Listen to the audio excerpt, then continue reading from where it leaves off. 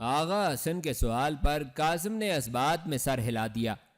بے شک میں نیکی کے کام میں دیر کرنے کا قائل نہیں ہوں۔ میں آج ہی اس غدار پر سائقہ بن کر ٹوٹ پڑوں گا۔ مجھے اس دشمن ملک و ملت سے کیسر کے تمام جاسوسوں کے نام اگلوانے ہیں۔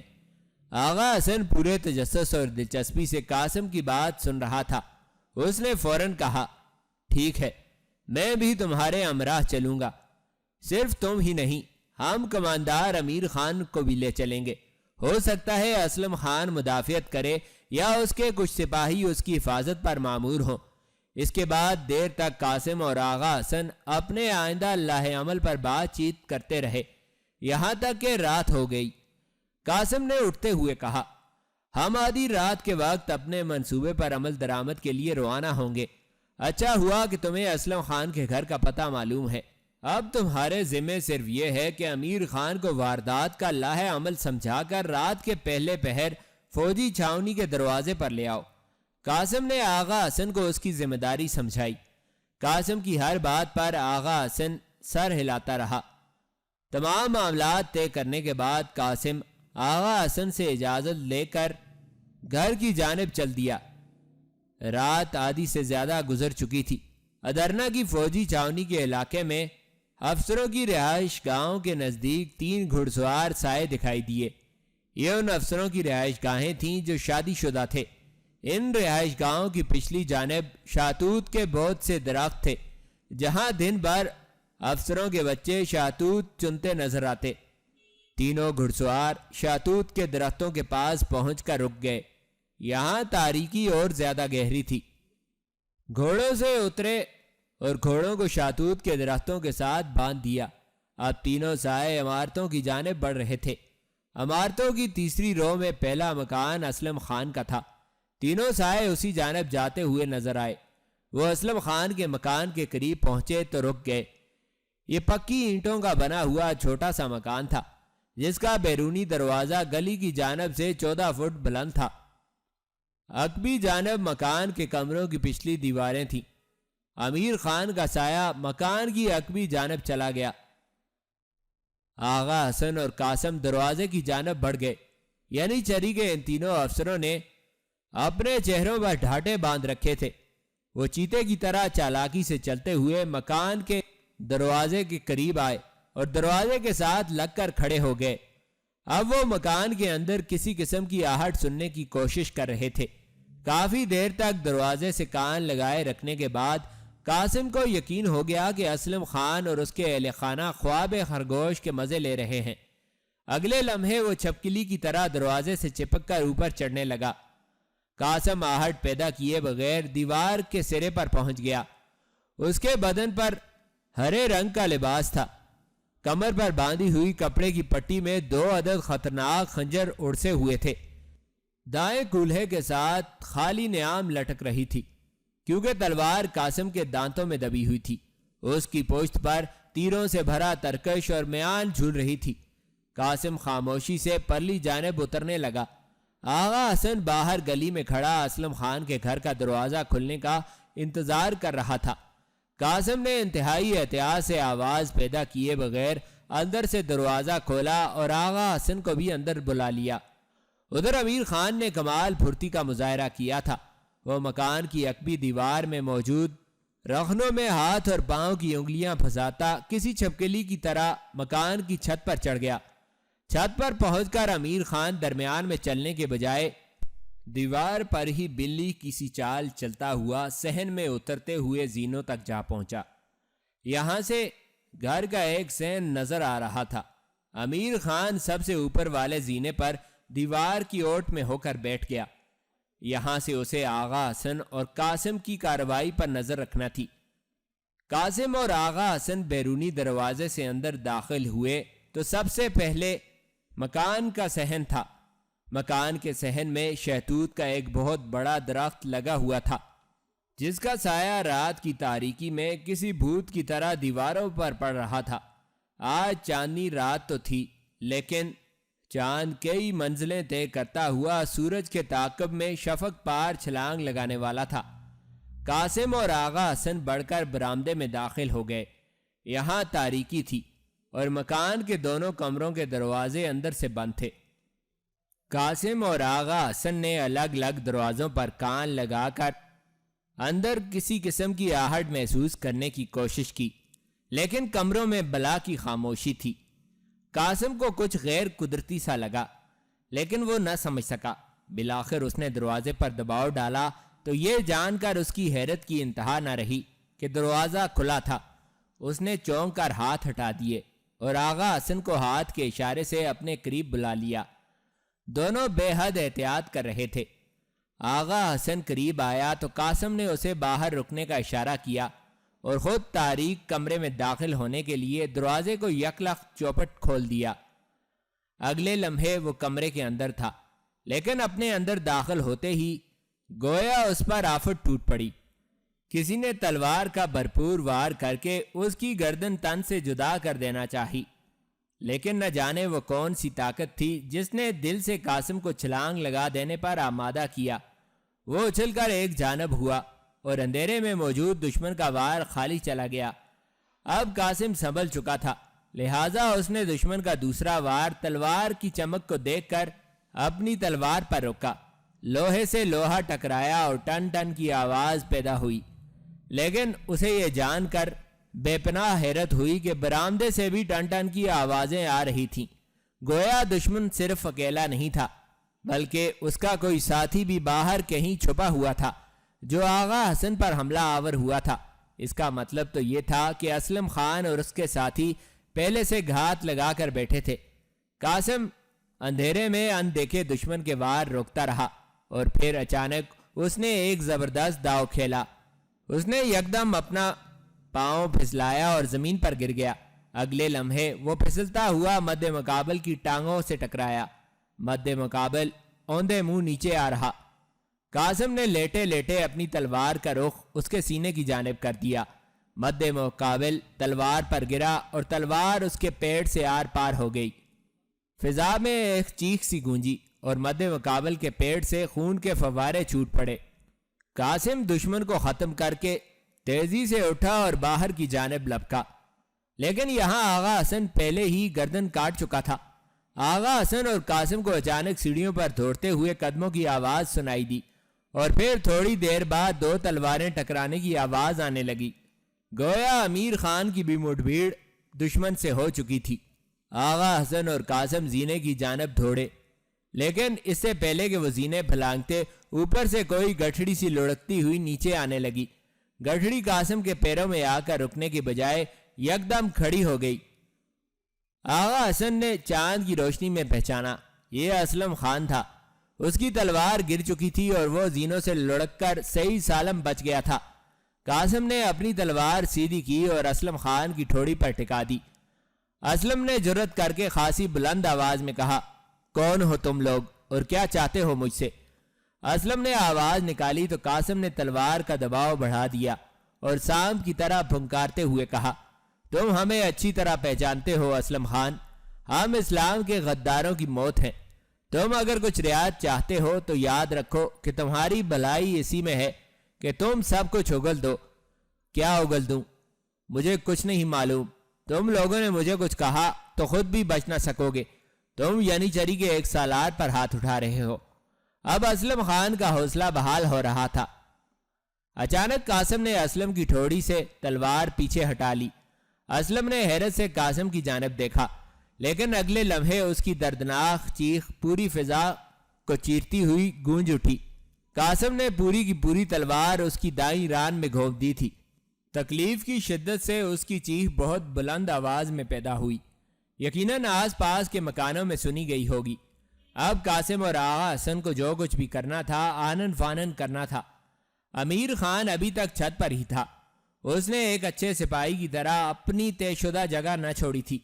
قاسم نے اسلم کی ران میں تلوار گھونپی لیکن واپس نہ کھینچی۔ اسلم تکلیف کی شدت سے زمین پر گر چکا تھا۔ وہ اور بھی چیخنا چاہتا تھا، لیکن آغا حسن نے آگے بڑھ کر اس کا منہ ہاتھ سے بھینچ کر بند کر دیا تھا۔ قاسم خونخوار انداز سے اسلم کی آنکھوں میں جھانکتے ہوئے بولا، اسلم خان، زندگی سے زیادہ قیمتی کوئی چیز نہیں، خصوصاً تمہارے جیسے غداروں کے لیے۔ تم اگر جینا چاہتے ہو تو سچ سچ بتاؤ کہ تمہارا آدمی ہماری باتیں کیوں سن رہا تھا۔ یہ بھی بتاؤ کہ ابو جعفر کے ساتھ تمہارا کیا تعلق ہے، اور ینیچری میں تمہارے علاوہ اور کون کون سے لوگ کیسر کے جاسوس ہیں۔ اور یاد رکھو، اب چیخنا مت، ورنہ اب کی بار تمہارا کان کاٹ دوں گا۔ قاسم کے لہجے میں بے پناہ صفاکی اور بے رحمی تھی۔ اسلم تو درکنار، قاسم کی آواز سے آغا حسن بھی کانپ اٹھا تھا۔ آغا حسن قاسم کے اشارے پر اسلم کے منہ پر ہاتھ ہٹا چکا تھا۔ اسلم قاسم کی صفاکی سے اس قدر خوفزدہ ہوا کہ بے پناہ درد کے باوجود زبان سے خاموش رہا۔ قاسم کے دوبارہ پوچھنے پر وہ طوطے کی طرح بولنے لگا۔ اس نے بتایا کہ ابو جعفر در حقیقت کیسر کا جاسوس ہے اور سلطنت عثمانیہ کی تباہی کی غرض سے ادرنا میں مقیم ہے۔ اس نے یہ بھی بتایا کہ ابو جعفر نے ینیچری میں اپنی سازش کا جال بچھا رکھا ہے، لیکن وہ ینیچری میں موجود کیسر کے جاسوسوں کے مکمل نام نہ بتا سکا۔ اس نے ایک سالار کا نام لیا ہی تھا کہ اس کی گردن ڈھلک گئی۔ وہ شاید بے ہوش ہو چکا تھا۔ اتنے میں چھت پر سے امیر خان نے تیز سرگوشی کرتے ہوئے کہا، ساتھ کے مکان میں ہلچل سی دکھائی دے رہی ہے، آپ لوگ جلدی سے اپنا کام نپٹانے کی کوشش کیجئے۔ قاسم نے مایوسی سے بے ہوش اسلم خان کی جانب دیکھا اور اگلے لمحے بے رحمی سے اپنی تلوار واپس کھینچ لی۔ اسلم بے ہوشی کے عالم میں تڑپا، لیکن اس نے آنکھیں نہ کھولیں۔ قاسم نے اسلم کو وہیں پڑے ہوئے چھوڑا اور آغا حسن کو اوپر امیر خان کے پاس جانے کی ہدایت کرتا ہوا خود مکان کے دوسرے بند دروازے کی طرف بڑھ گیا۔ قاسم کے اندازے کے مطابق یہاں اسلم کی بیوی بند تھی۔ وہ کمرے کے دروازے پر پہنچا اور دروازے کو دھکیل کر کھولنے کی کوشش کی۔ قاسم نے دیا سلائی جلائی اور برآمدے کی دیوار میں اٹکی مشل کو روشن کر دیا۔ اب مشل قاسم کے ہاتھ میں تھی۔ اس نے بائیں کندھے کے زور سے دروازے کو توڑنے کی کوشش کی اور کچھ ہی دیر میں کڑاک کی آواز سے دروازہ ٹوٹ گیا، لیکن اسے کمرے میں داخل ہونا نصیب نہ ہوا۔ نہ جانے زینوں کے پاس بے ہوش لیٹا ہوا اسلم خان کب اس کے پیچھے آ گیا تھا۔ اب اس کے ہاتھ میں ایک لمبا خنجر چمک رہا تھا۔ قاسم نے جو ہی دروازے کے پٹ کو توڑا، اسلم نے آدھا دھڑ اوپر اٹھاتے ہوئے قاسم کی پشت پر خنجر کا وار کر دیا۔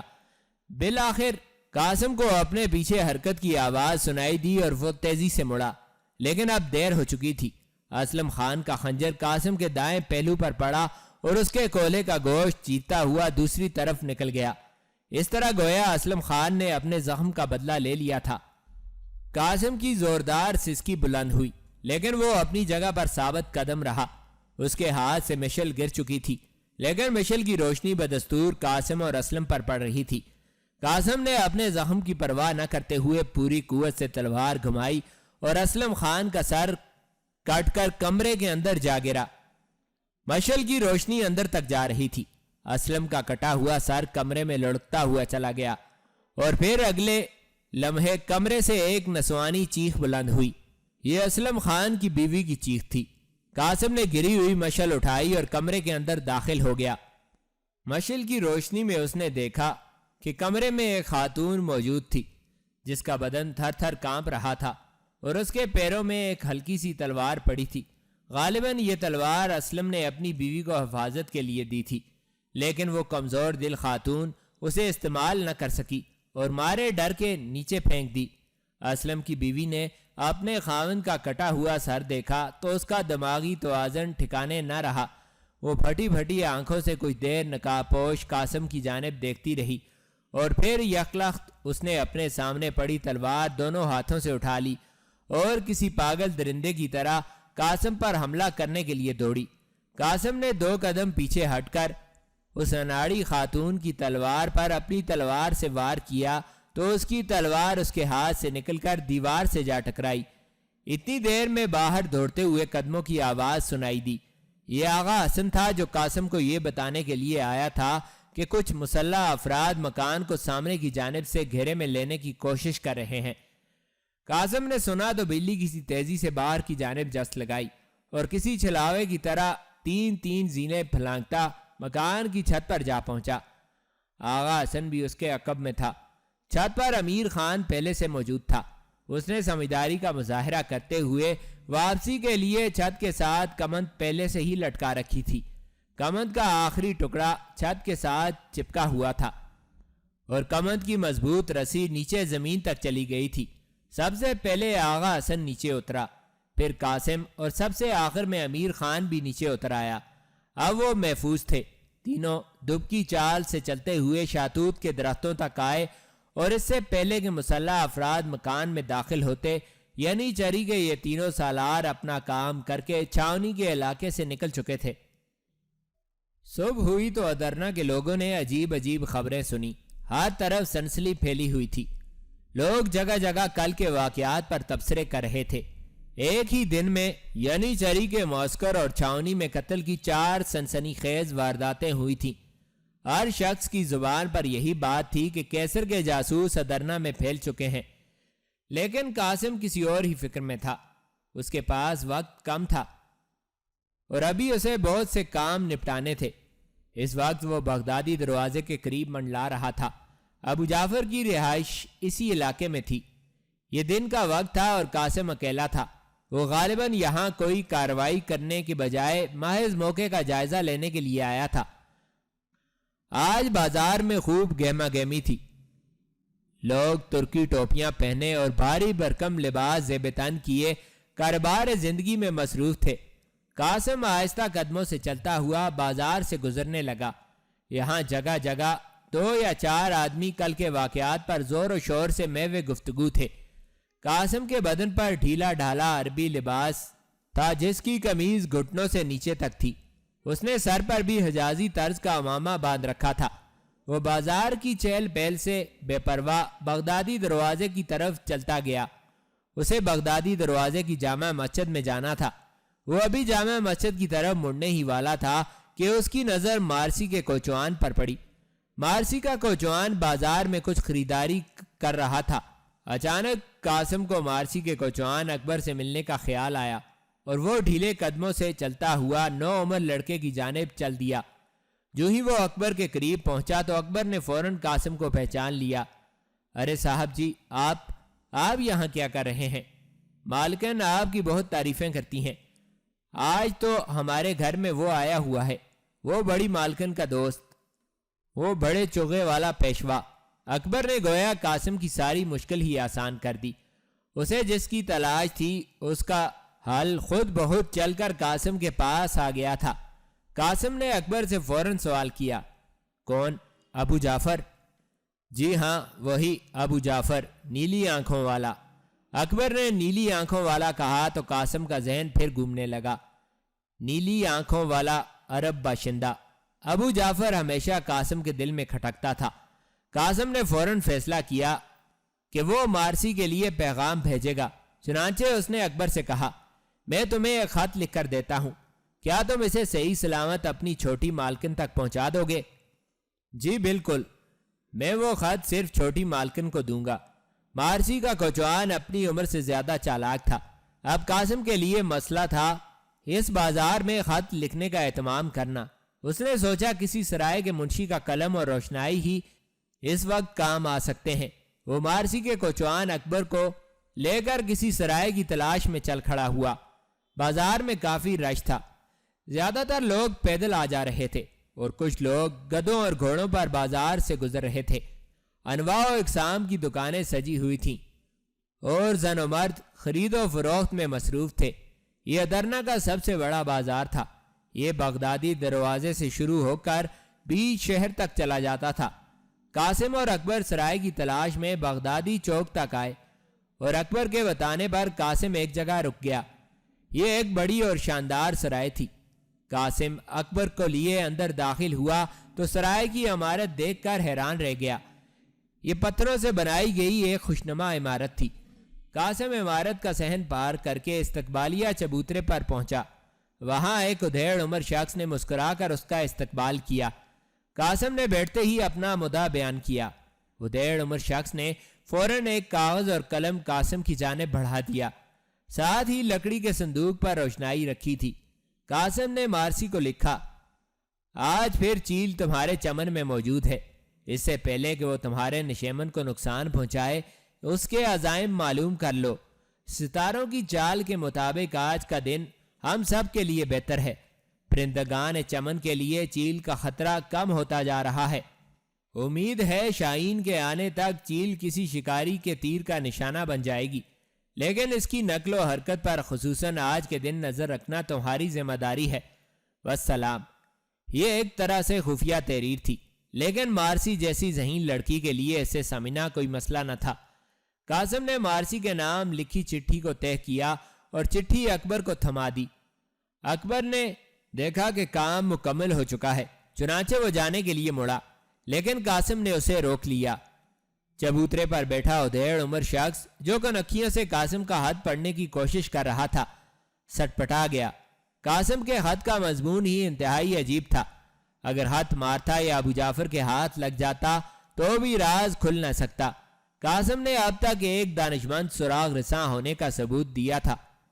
قاسم نے اکبر سے کہا، دیکھو اکبر، اپنی مالکن سے کہنا کہ اس خط کا جواب آج ہی دے، اور وہ بھی جلد سے جلد۔ اکبر، تم خود اپنی مالکن کا جواب لے کر آنا، میں سے پیر کے بعد تمہارا انتظار کروں گا، لالا شاہین کی یادگار پر۔ قاسم کی ہدایات سن کر اکبر نے سر ہلا دیا۔ اب وہ جانے لگا تو قاسم نے اسے جانے دیا۔ ادھر قاسم نے اس کو مارسی کے گھر کی جانب روانہ کیا، اور خود اس نے ارادہ کر رکھا تھا کہ وہ ابو جعفر کی نگرانی کے لیے مارتھا کے گھر جائے گا۔ بظاہر وہ اکبر کے جانے کا انتظار کرتا رہا۔ اکبر سرائے کی عمارت سے نکل گیا تو قاسم بھی سرائے کے منشی کا شکریہ ادا کر کے باہر نکلنے لگا۔ وہ ابھی سرائے کی راہداری میں ہی تھا کہ سرائے میں داخل ہونے والے ایک اجنبی کو دیکھ کر وہ چونک اٹھا۔ یہ شخص اپنی شکل و صورت اور حلیے سے ہنگری کا عیسائی باشندہ دکھائی دیتا تھا، اور یہی بات قاسم کے چونکنے کا باعث تھی۔ اجنبی مسافر تھا، اور اس کی پیٹھ پر لدا سامان اس بات کا گواہ تھا کہ وہ ابھی ابھی ادرنا میں وارد ہوا ہے۔ اس سے پہلے کہ قاسم اس کے بارے میں کچھ اور سوچتا، اجنبی بالکل قاسم کے قریب سے گزرنے لگا تو رک گیا اور انتہائی معصومیت سے دریافت کرنے لگا، کیا یہ سرائے ہے؟ اجنبی کے لب و لہجے کو دیکھ کر قاسم کا شک یقین میں بدل گیا۔ یہ واقعی ہنگری کا یورپی باشندہ تھا۔ قاسم جیسے سراغ رساں نے مشکوک اجنبی کا سوال کرنا غنیمت جانا اور پوری طرح سے اجنبی کی طرف متوجہ ہو گیا۔ جی، آپ کہاں سے تشریف لائے ہیں؟ کیا آپ کو سرائے کی تلاش ہے؟ قاسم نے اجنبی کو جواب دینے کے بجائے عام سے انداز میں سوال کر دیا۔ جی، میں ہنگری سے آیا ہوں اور ابھی ابھی اس شہر میں وارد ہوا ہوں۔ اجنبی کے لہجے میں بلا کی سادگی تھی۔ وہ شکل و شباہ سے کیسر کا جاسوس یا کسی عیسائی فوج کا سپاہی معلوم نہیں ہوتا تھا۔ اس کے چہرے پر ایک سادہ سی مسکراہٹ تھی اور آنکھوں کے گرد سیاہ حلقے تھے۔ اس کی آنکھوں کی رنگت بھی یورپی باشندوں کی طرح نیلی تھی۔ اب قاسم کے اعصاب ڈھیلے ہونے لگے۔ وہ سوچنے لگا کہ یہ شخص خطرناک نہیں ہو سکتا۔ اس کا لہجہ اور چہرہ کسی جاسوس کا سا نہیں، یہ کوئی سوداگر یا بیوپاری ہی ہو سکتا ہے۔ چنانچہ قاسم نے دل میں جانے کا فیصلہ کر لیا اور ویسے ہی عذرائے معلومات اجنبی سے آخری سوال کر دیا، لیکن اس سے پہلے اس نے اجنبی کو بتایا کہ ہاں، یہ سرائے ہے اور بہت اچھی سرائے ہے، آپ غالباً سوداگر ہیں۔ قاسم کا لہجہ استفہامیہ تھا۔ وہ شخص بھول پن سے ہنس دیا اور زور زور سے نفی میں سر ہلانے لگا۔ نہیں نہیں، مجھے سوداگر مت کہیے، میں دنیا کو خریدنے کے لیے نہیں نکلا اور نہ ہی بیچنے کے لیے۔ میں تو لوگوں کو یہ بتانے کے لیے نکلا ہوں کہ دنیا کی خرید و فروخت بند کر دو۔ زندگی بہت مختصر ہے، جسے خرید و فروخت میں نہیں گزار دینا چاہیے۔ ایک دم سے قاسم کی دلچسپی اجنبی میں بڑھ گئی۔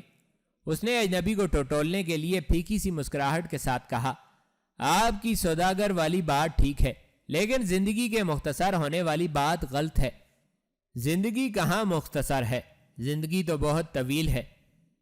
پہلے اس دنیا میں جینا پڑتا ہے، پھر اس دنیا میں۔ موت کا فرشتہ تو صرف انسان کا بدن چھوتا ہے، وہ روح کے مرکز سے دور رہتا ہے۔ اجنبی نے کچھ دیر کے لیے حیرت سے پھٹی پھٹی آنکھوں کے ساتھ قاسم کی بات سنی اور پھر تیزی سے اپنی پیٹھ کا سامان اتارنے لگا۔ اگلے لمحے وہ قاسم سے بغلگیر ہو رہا تھا۔ واہ، میں کتنا خوش نصیب ہوں، ادرنا میں پہلے قدم پر ہی میری ملاقات ایک مناسب آدمی سے ہو گئی۔ آپ نے زندگی کی بات خوب کہی، یہ بہت بڑی بات ہے۔ کیا آپ حکیم ہیں؟ اجنبی کی بات سے قاسم ہنس دیا اور کہنے لگا، نہیں حضور، یہ بڑی بات نہیں، بالکل عام سی بات ہے۔ یہ بات تو آپ کو مسلمانوں کا کوئی چھوٹا سا بچہ بھی بتا سکتا ہے۔ اب اجنبی پہلے سے بھی زیادہ حیران ہو رہا تھا۔ کیا واقعی مسلمانوں کا کوئی چھوٹا سا بچہ بھی یہ بات بتا سکتا ہے؟ جی ہاں، چھوٹا سا بچہ بھی، قاسم نے مسکراتے ہوئے جواب دیا۔ اب وہ اجنبی کو کوئی خبتی سمجھ رہا تھا، کیونکہ اس نے دیکھا کہ اجنبی اب خلا میں گھورتے ہوئے اپنے آپ سے باتیں کر رہا تھا۔ اجنبی کہہ رہا تھا، اس کا مطلب ہے مذہب کے پاس بھی کائنات کے مشکل سوالوں کے جواب ہیں۔ میں تو سمجھتا تھا کہ مذہب ایسے ہی کچھ سمجھدار لوگوں کی چکر بازی ہے۔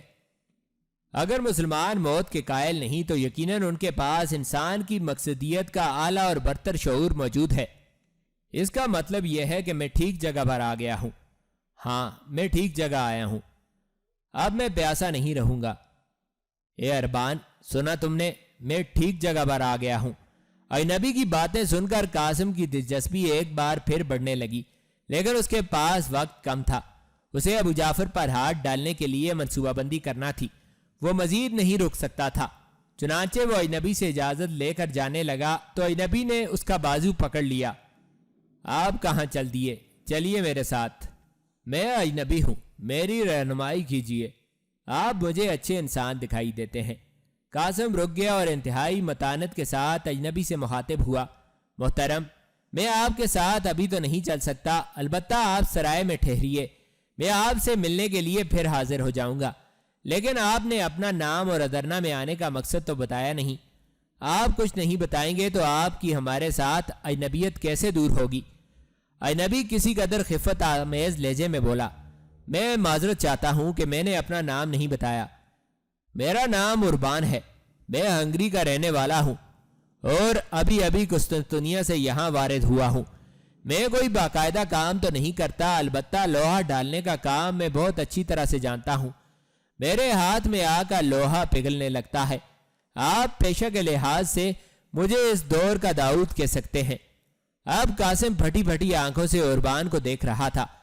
قاسم نے پرجوش انداز میں اربان کے دونوں ہاتھ پکڑ لیے اور انتہائی محبت بھرے لہجے میں کہا، محترم اربان، آپ ہمارے معزز مہمان ہیں، آپ سرائے میں قیام کیجیے، آپ کے اخراجات میں برداشت کروں گا۔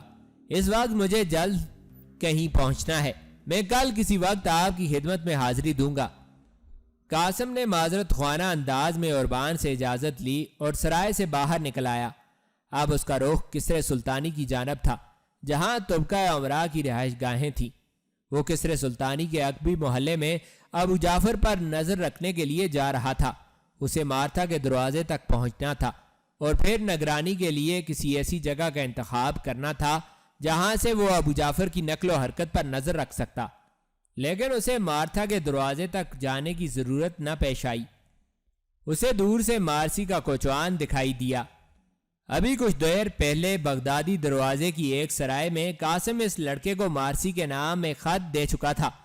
قاسم سوچنے لگا کہ وہ گلی میں سریراہ اکبر کو آواز دے کر بلائے یا نہ بلائے۔ پھر اس نے ایک فیصلہ کیا اور اسی جانب چل دیا جس جانب اکبر جا رہا تھا۔ وہ چند گلیوں میں اکبر کا تعاقب کرتے ہوئے مڑتا چلا گیا۔ بالآخر اس نے اکبر کو دیکھا کہ وہ اندرون شہر جانے والی سڑک پر مڑنے لگا تھا۔ چنانچہ اس نے آواز دے کر اکبر کو روک لیا۔ لڑکے نے مڑ کر دیکھا تو حیرت سے اس کا منہ کھلے کا کھلا رہ گیا۔ وہ تیز تیز قدموں سے چلتا ہوا قاسم کے قریب آیا۔ قاسم نے اسے کسی غیر معمولی انداز میں ملنے کی بجائے اپنی دھن میں چلتے رہنا مناسب سمجھا۔